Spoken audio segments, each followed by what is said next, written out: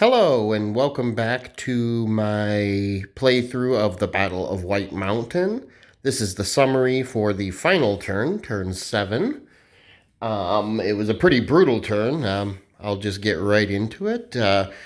First of all, the Protestant right wing activated first, but the Catholic League was able to preempt them with their dice roll. So they took their turn and were able to advance forward. They switched actually over to charge orders because they were, I believe, in make ready orders. They switched over to charge orders and they were actually able to eliminate the heavy infantry unit of the wing commander.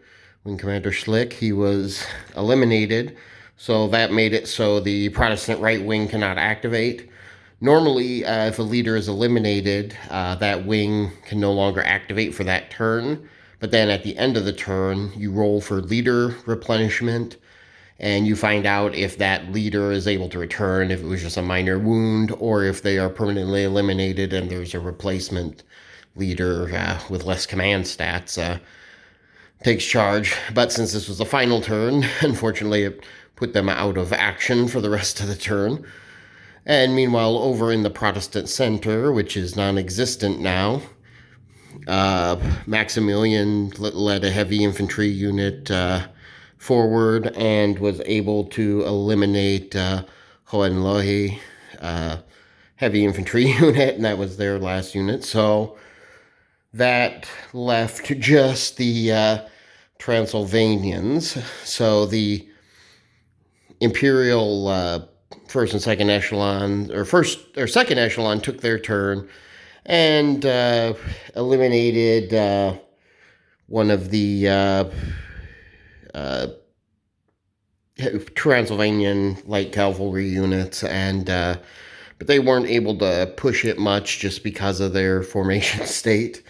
Then it was turn for the Transylvanians to activate, and they were actually able to switch over into charge orders, which kind of had mixed results. Actually, a few of the units kind of did suicide charges. Unfortunately, the Croatian-style cavalry, that's why it has the C next to the strength points there. That doesn't always mean that the unit is actually Croatian. It just means they fight with that style, like a looser cavalry formation. They don't take formation hits from terrain and stuff. But as such, they have a hard time against about everybody that they go up against. So, like I said, most of them didn't do well.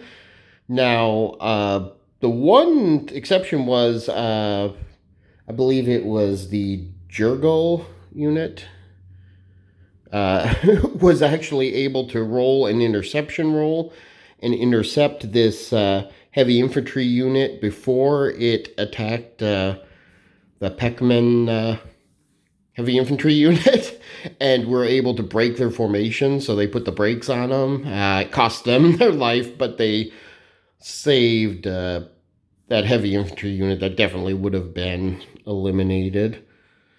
I believe it was a division led by Kalaman Jurgel, or Jurgel Kalaman. The order of battle isn't clear on which is his first name, which is his last name, but the Chit says Jurgel, so we'll call him Jurgel. And yeah, outside of that, that's pretty much it. Like I said, at least the Transylvanians finally got to get a little bit of action. Like I said, unfortunately, it didn't go too well for them.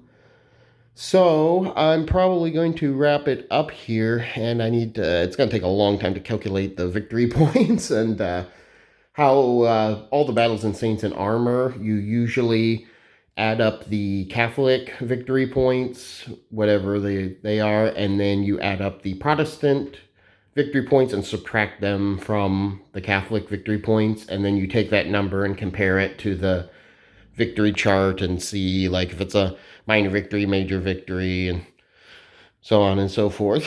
So, yeah, I'll stop it here and probably clean up the board, get my table cleared off, and then I will be back with the results of the battle, and then just my final thoughts on the game, the battle, and actually the whole series.